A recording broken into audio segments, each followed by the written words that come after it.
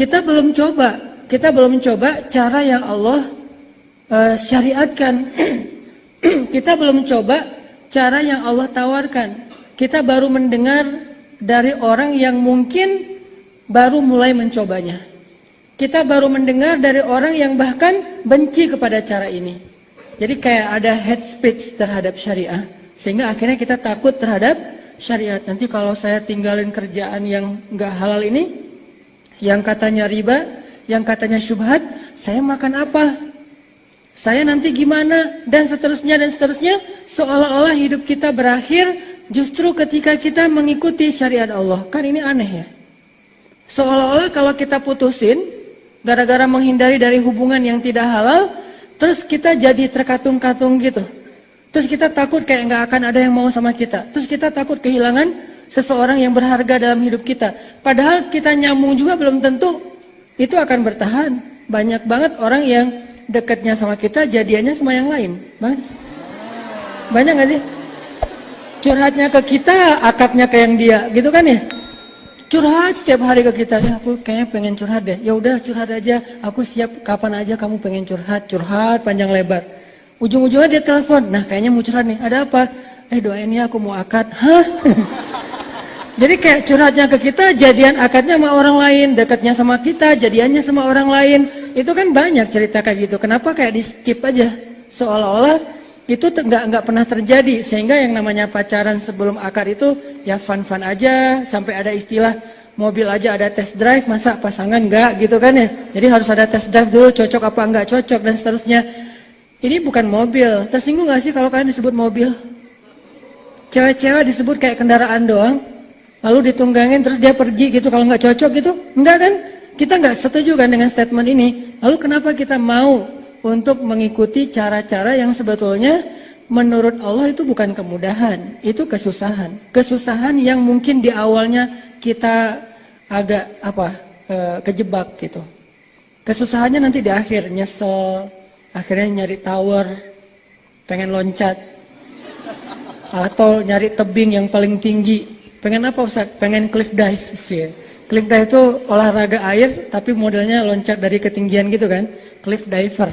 Dan yang paling pro itu yang baru diputusin. Itu pro banget. Kok bisa gitu Ustaz? Ya dia diving nggak muncul-muncul lagi. Nah ini artinya teman-teman, kita belum coba aja cara yang Allah tawarkan dengan istiqomah, dengan konsisten. Coba deh. Ini saya bandingin aja antara riba versi manusia sama riba versi agama. Kan di dalam Islam juga ada riba. Ustadz baru dengar saya di dalam Islam ada riba. Ada. Di dalam Islam ada riba, di luar Islam ada riba. Tapi beda prakteknya. Kalau riba yang nggak boleh, yang di luar Islam, itu yang kita udah ngerti lah. Transaksi riba itu kan banyak banget ya modelnya, variannya kayak gitu-gitu. Sekarang kita lihat riba versi Islam. Yang mana sih riba versi Islam dan lebih bagus? Sedekah. Sedekah itu riba versi Islam banget. Kok bisa Ustadz menyimpulkan kalau sedekah itu riba? Memang kayak gitu bahasa Al-Qur'annya. Coba buka lagi deh di juz ketiga Al-Baqarah. Yamhaqullahu riba wa yurbis sadaqat. Allah menghapus riba dan meribakan sedekah. Kayak gitu teksnya. Menghapus riba, meribakan sedekah. Yurbi itu kan verb dari riba. Kata kerjanya riba. Jadi Allah menghapus praktek riba versi manusia, tapi Allah juga punya sistem riba versi agama, yaitu sedekah. Kenapa kok sedekah diistilahkan dengan riba di ayat itu? Apakah ini maksudnya riba halal? Bukan. Maksudnya Allah lagi bicara ke orang yang senang riba. Allah lagi bicara ke orang yang suka pakai sistem riba untuk melipat gandakan harta. Kan arti riba itu melipat gandakan kan? Arti riba. Jadi kalau kita minjemin uang ke teman kita, terus dibalikin dengan tambahan, berarti kita sudah melipat gandakan. Itu namanya riba. Kita minjemin uang ke teman kita, terus baliknya misalnya dengan barang yang berbeda tapi lebih mahal dari yang kita kasih, itu namanya sudah melipat gandakan. Nah ini dihapus. Tapi ternyata sistem ini dipakai dalam agama yang berbentuk sedekah. Produknya namanya sodakoh. Sodakoh itu banyak. Zakat disebut sedekah. Infak untuk pasangan, kewajiban seorang ayah kepada anak, suami kepada istri itu juga sodakoh. Kemudian berinfak untuk dakwah atau jihad fisabilillah itu juga sodakoh. Istilah sodakoh itu istilah umum. Nanti kalau di breakdown ada zakat, ada wakaf, ada nafkah, ada sodakoh itu sendiri juga, dan macam-macam lah. Nah artinya Allah mengatakan yamhaqullahu riba, Allah menghapus riba. Udahlah, nggak usah pakai cara riba. Terus gimana cara kita biar kaya, Ustadz? Gimana cara kita bisa melipat gandakan harta, ya Allah? Gimana caranya biar bisa kita nyimpen terus baliknya lebih gede? Kayak misalnya ada sistem deposito yang konvensional, kita taruh uang di situ, nanti dia bakal berkembang sendiri gitu kan. Walaupun sebetulnya itu masih agak fluktuatif dan kadang-kadang fluktuatifnya itu tergantung apa istilahnya? Kalau uang jadi berkurang nilainya apa? Inflasi. Inflasi. Pelajaran IPS. Dia tergantung dengan inflasi gitu kan. Jadi kalau misalnya kita sekarang misalnya dapat sekian ratus ribu atau sekian juta dalam sebulan, terus kita investasi di situ, angka uang investasi kita mungkin 5 tahun lagi kena inflasi udah nilainya udah di bawah itu kan. Walaupun kita udah untung setiap bulannya, pas diakumulasi masih lebih rendah daripada angka inflasi. Itu satu. Kedua, harusnya kalau kita berpikir lebih perhitungan lagi nih, kalau kita mau lebih detail lagi, rugi banget naruh uang segitu, untungnya segitu doang. Padahal ada cara lain, kita naruh duit, untungnya berlipat-lipat, atau gak usah segede itu deh. Misalnya teman-teman nyimpan uang untuk yang kerasa gitu ya, yang kerasa depositonya kan 1M, baru kerasa kan. Kalau di bawah 100 juta mah mungkin untuk beli bakso atau apa. Jadi plus riba dan dosa setiap bulan.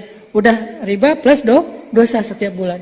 Nah, angkanya gede, 1M. Keuntungannya berapa? 1M itu kurang lebih sebulan sekitar 6 juta. Sebulan sekitar 6 juta. 1 miliar.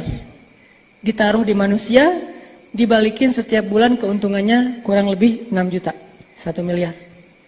Itu udah gede banget tuh, jarang yang segitu. Rata-rata mungkin di bawah 5 juta, 4 juta setengah, 4 juta atau 5 juta kurang dikit. Tapi 6 juta ini saya ambil angka yang paling gede. Kok Ustaz tahu? Ya gitulah. Ustaz punya, ya pernah dulu. Nggak sampai 1M sih, cuman 1M setengah sih. Enggak. Cuman sekian puluh juta doang lah, dan itu langsung kepake. Terus orangnya langsung cemberut gitu mau dipakai. Lah uang saya kenapa kamu cemberut? Gitu kan. Jadi kayak misalnya cuma dikasih 5 juta lah ya, 5 juta dari 1 miliar. Padahal kalau kita pakai cara ribanya Allah, nggak usah 1 miliar untuk dapetin 5 juta itu. Kita cukup nyumbang 50 ribu, kita bakal dapat 5 juta. Kadang kurang dari 50 ribu juga dapat 5 juta.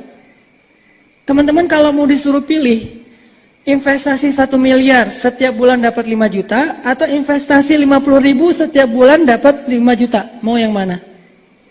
Ya iyalah Ustaz, masa milih? Ya pastilah 50 ribu kan? Atau lebih, nggak usah terlalu jauh deh, biar kita nggak kaget. Investasi 5 juta dapat 5 juta atau investasi 1 miliar dapat 5 juta? Pilih yang mana? Sekarang udah nggak masalah dengan angka 1-2 kan? Udah aman ya? Udah beres kan? Sekarang kita pilih, jangan pilih angkanya, pilih nilainya. Masih ada sisa-sisa soalnya. Mau 5 juta atau 1 miliar investnya? Untungnya sama-sama 5 juta nih. Ya pasti 5 juta. Masalahnya di mana sekarang? Bukan masalah pilihan itu ada atau enggak. Masalahnya kita yakin gak nih sama Allah? Masalahnya kita percaya gak sih sama sistem Allah? Masalahnya kita trust gak sih dengan janji-janji Allah? Itu doang masalahnya. Makanya sebelum kita praktekin semua syariat, nomor 1 itu iman.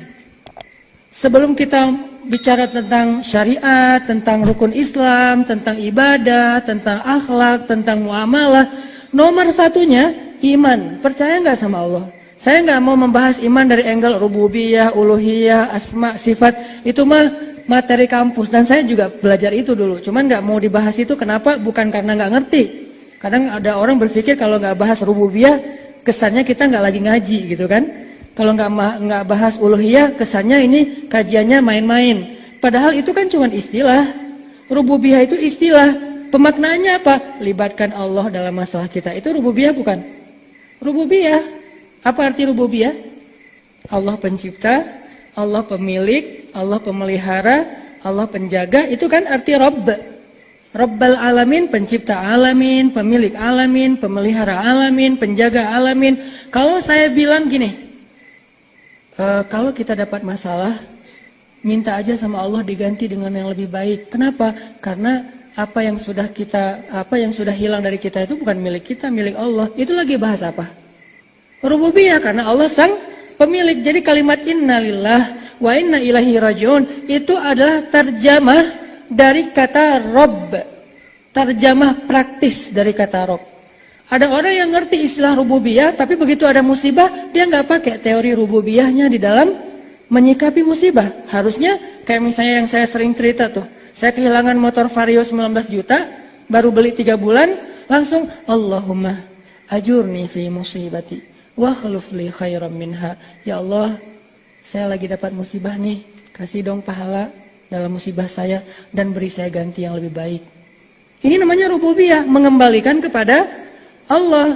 Dan saya percaya banget kalau udah minta ke Allah dalam musibah itu kan Nabi sendiri yang menjanjikan. Karena kata Nabi, ya Abu Salamah, Nabi ngajarin doa kepada Abu Salamah. Wahai Abu Salamah, kalau kamu dapat musibah, bacalah doa ini. Dan demi Allah, kamu tidak akan merugi karena Allah pasti akan mengganti musibahmu dengan yang lebih baik. Abu Salamah pulang ke rumah ngajarin doa ini kepada istrinya Ummu Salamah. Lalu ketika Abu Salamah meninggal, itu kan musibah kan ya buat seorang perempuan. Dan tidak ada musibah yang lebih besar bagi seorang cewek daripada ditinggalkan suaminya wafat. Sehingga sampai ada hadis, tidak boleh seorang perempuan berkabung lebih daripada 3 hari kecuali atas kematian suaminya. Itu boleh lebih dari 3 hari. Kalau yang lain, ibu, ayah, nggak boleh lebih dari 3 hari. Dia udah harus mulai aktivitas lagi, walaupun tetap sedih, cuman nggak ada dalam rangka berkabung. Kalau suaminya boleh 3 hari lebih. Kenapa? Karena memang nggak ada yang lebih musibah daripada wafatnya seorang suami. Nah, ketika Abu Salamah meninggal, Ummu Salamah ingat dengan nasihat Abu Salamah doa ketika musibah. Dia baca, ya Allah, beri saya pahala dalam musibah saya, beri saya ganti yang lebih baik. Langsung, astagfirullahaladzim, salah ngomong, minta ganti yang lebih baik. Tapi kan doanya emang gitu. Ummu Salamah terlanjur mengucapkan. Akhirnya Ummu Salamah bilang, ya Allah, siapa yang lebih baik daripada Abu Salamah? Kan Abu Salamah itu suami ideal banget, penyayang, bertanggung jawab, orangnya baik hati, pokoknya udah sempurna lah. Setelah selesai masa iddah Ummu Salamah, datanglah laki-laki yang lebih baik daripada Abu Salamah melamar Ummu Salamah. Dialah Rasulullah SAW. Baru Ummu Salamah percaya Allah benar-benar mengganti dengan yang lebih baik. Ini jangan lihat dari angle subjektif ya. Saya nggak mau kayak gitu, Ustaz. Saya nggak bakalan ngajarin doa itu ke istri saya. Nanti saya meninggal, dia doa itu yang datang misalnya siapa? Ustaz Abdul Somad. Kan bahaya itu kan ya. Jangan deh. Jangan diajarin ya. Dia cukup, saya juga nggak ngajarin ke istri saya. Biar saya, cuman dia taunya dari YouTube. YouTube siapa? YouTube saya. Sama aja. Jadi ya Allah lebih tahu lah yang terbaik ya. Kita nggak usah khawatir dengan keadilan Allah. Terus Abu Salamah kasihan banget ya. Kalau kita jadi Abu Salamah pasti nggak rela deh. Jangan lihat dari angle kita. Karena Abu Salamah ketika mengajarkan ini tahulah konsekuensinya. Dan Allah maha adil. Nggak mungkin hambanya yang mengamalkan sunnah Nabi terus jadi rugi, nggak mungkin. Nah ini artinya apa? Percaya nih, kalau dapat musibah berarti mau diganti yang lebih bagus. Akhirnya ketika dapat musibah bukannya sedih malah senang. Kenapa? Wah ada kesempatan nih minta diganti yang lebih bagus. Ya Allah, motor Vario saya hilang. Beri dong yang lebih bagus. Doa gitu kan pakai bahasa Arab tadi. Sebulan setelah itu Allah ganti dengan NMAX ABS. Yeah. Cuman agak-agak kurang seru sih pakai rem ABS, soalnya lagi bonceng istri, ngeremnya smooth gitu, kurang Terus sudah ganti dengan ABS gitu kan, yang NMAX. Selang berapa minggu kemudian Allah tambahin ternyata belum selesai. Kan lebih baik nih, dikasih N-Max, selama beberapa lama kemudian dikasih X-Max. Yang harga 40-an juta lah pokoknya. Selang beberapa lama kemudian ditambahin lagi sama Allah, dikasih Pajero Sport. Saya ini lagi nunggu-nunggu nih, kapan Lamborghini gitu kan. Jadi intinya teman-teman, lewat jalan apa Ustadz? Ya Allah punya banyak jalan dong, yang penting kita nggak mengambil hak orang lain, nggak meminta-minta, nggak menzalimi orang lain. Yang jelas mau lewat dagang, mau lewat hadiah, mau lewat apapun, Allah yang lebih tahu. Yang jelas kita ikhtiar. Intinya adalah nggak akan mungkin orang yang percaya sama Allah itu nyesel, tuh nggak mungkin. Yang dibutuhin tuh pertama adalah percaya nggak kita sama Allah, bahwa investasi 1 miliar untungnya 5 juta per bulan, kena inflasi pula. Yang satu lagi investasinya 5 juta, untung juga 5 juta. Minimal tuh, saya nggak percaya untungnya 5 juta. Saya percaya untungnya berkali-kali lipat. Kenapa? Karena Allah sendiri yang mengatakan, hal jazaul ihsan illal ihsan. Adakah balasan kebaikan kecuali kebaikan yang berlipat ganda, yang lebih baik? Kemudian orang yang berinfak di jalan Allah, kata Allah, akan Allah balikan kepada dia 700 apa? Selama ini kita menggunakan istilah kali lipat ya. Ternyata bukan kali lipat. Misalnya kita berinfak, itu infak kita itu Allah ganti dengan investasi. Bahasanya apa? Bahasanya benih. Yang namanya benih itu apa? Tumbuh. Kemudian dari benih itu tumbuh menjadi sekian. Dari sekian menjadi sekian. Dan bahasa kalimat terakhir di ayat itu apa? Yarzuqu may yasha'u bighairi hisab. Allah membalas seseorang tanpa batas. Tanpa batas. Unlimited. Tidak ada batas. Berarti kita kalau misalnya mau dapat lebih daripada 5 juta, kita mending sedekah aja Ustadz. Ya, untuk dapat 5 juta itu nggak perlu sedekah 1 miliar. Sedekah 50.000 juga dapat 5 juta. Caranya gimana Ustadz? Saya udah coba 50.000 tapi nggak balik tuh 5 juta. Nah, ntar dulu. Kita perlu mengkonversikan 5 juta versi sedekah. 5 juta yang dari riba, uangnya berbentuk cash atau berbentuk saldo di rekening. Lebih sering saldo atau cash? Saldo di rekening dong. Kalau kita invest misalnya deposito, masuknya dalam bentuk apa? Saldo di rekening kan? Begitu juga dengan Allah. Allah kalau misalnya kita investasi dengan ribanya Allah yaitu sedekah, itu akan bertambah saldo di rekening kita. Sama dengan itu, nggak ada bedanya. Kenapa yang ini kita minta cash, yang itu kita puas dengan saldonya doang? Nggak fair kan? Yang di bank asal muncul angkanya kita merasa udah dapet. Yang di sini kalau belum ada cashnya kita ngerasa ditipu sama Allah. Ini nggak fair nih. Kalau itu ngasihnya angka di saldo, ini juga boleh dong ngasih angka di saldo. Masalahnya saldonya ada di mana? Saldonya disimpan di sebuah buku yang terjaga, namanya Lauhul Mahfuz. Namanya Lauhul Mahfuz. Lembaran, lauh itu artinya lembaran. Lauh jamaknya alwah. Lembaran yang mahfuz, yang terjaga, tersimpan. Nggak ada yang boleh nambah kurangin angkanya. Nggak ada yang boleh coret-coret. Nggak ada yang bisa nge-crack atau nge-hack. Benar-benar mahfuz, terjaga. Wah, tapi kan nggak bisa dipakai. Bisa, sama dengan saldo di rekening bank kita. Kalau kita pengen pakai, tinggal gesek. Kalau kita pengen pakai, tinggal tinggal transfer online banking kayak gitu. Nah, yang ini gimana caranya? Lebih gampang lagi. Kita nggak perlu bawa kartu kemana-mana. Yang kemudian nanti tiba-tiba kartu kita gara-gara sering dekat dengan handphone jadi nggak berfungsi lagi. Atau pas digesek ternyata udah banyak baret-baret, dimainin sama anak, digigit sama bayi, akhirnya kebanyakan gigitan, akhirnya nggak berfungsi lagi gitu kan? Susah ngejaga kartunya. Kalau ini nggak perlu pakai kartu. Terus cara ngecairinnya gimana? Minta sama Allah. Ya Allah, kan kemarin ada tuh duit saya 5 juta. Ini bahasa perbankan ya. Tapi nanti dalam doa teksnya berubah. Ya Allah, kan kemarin ada duit saya 5 juta, saya lagi butuh nih, mau beli ini, Allah cairkan. Dan cara Allah mencairkannya tidak selalu langsung uangnya dikasih ke kita terus kita bayar ke orang, nggak kayak gitu. Sama kayak kita di belanja di mall, kita pegang uang nggak kalau pakai kartu? Nggak pegang uang, kita cuma ngasih kartu, si mbaknya digesek di kasir, udah gitu keluar angka, beres. Kita nggak pegang uang sama sekali kan? Dan dengan Allah juga kayak gitu, nggak harus kita pegang uang cashnya. Yang penting hajat kita terpenuhi. Cara Allah bayar gimana? Allah membayar dengan banyak cara. Allah balik-balikan hati manusia. Tiba-tiba ada orang yang mau belanja ke dagangan kita, bisa. Tiba-tiba ada orang yang mau hadiahin kita, bisa. Tiba-tiba ada orang yang mau ngajak kita berbisnis yang untungnya berlipat ganda tapi effort kita kecil sebetulnya. Bisa, banyak cara. Yang jelas hajat kita terpenuhi. Sebetulnya itu kita lagi beli, kayak tadi nih. Saya dapat hadiah NMAX dari teman saya. Dan saya nggak pernah ngomong saya kehilangan Vario. Kalau gitu kayak kasihan gitu kan. Ya aku kehilangan Vario loh, tapi aku udah doa kok sama Allah. Ngomong ke orangnya biar dia, oh ya Ustadz, saya juga nggak mau bikin Allah malu sama Ustadz. Udah deh, saya kasih aja NMAX biar Ustadz makin yakin sama Allah. Ini kayak main-main kan? Saya nggak ngomong ke dia kok, cuma seminggu jaraknya dari hilang Vario dapat NMAX. Saya nggak ngomong ke dia saya hilang Vario, tiba-tiba dan saya waktu hilang Vario itu langsung kebayang NMAX hitam. Kenapa? Karena saya senang boncengin anak-anak, terus pengen yang bagasinya bisa masuk lemari gitu kan, yang gede gitu kan.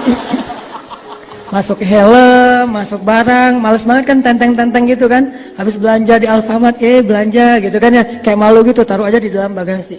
NMAX black on black. Oke, hitam gitu ya. Warna lain nggak mau. Udah minta gitu kan, terus minta sama Allah. Tiba-tiba orangnya kayak, alhamdulillah Ustadz saya baru dapat rezeki, saya pengen hadiahin Ustadz motor. NMAX mau nggak Ustadz? Ya terserah sih. Padahal emang itu yang dari kemarin dipengenin kan. Ya terserah aja deh, saya juga alhamdulillah hadiah, masa saya harus minta yang spesifik.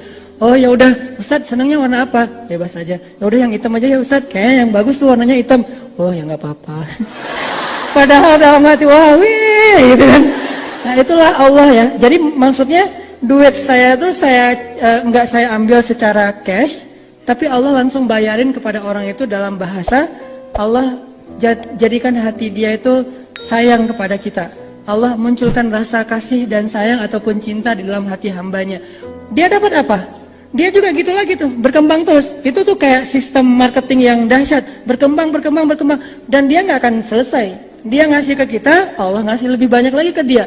Lewat siapa? Lewat orang lain. Orang lain itu gitu terus saja muter dan unlimited.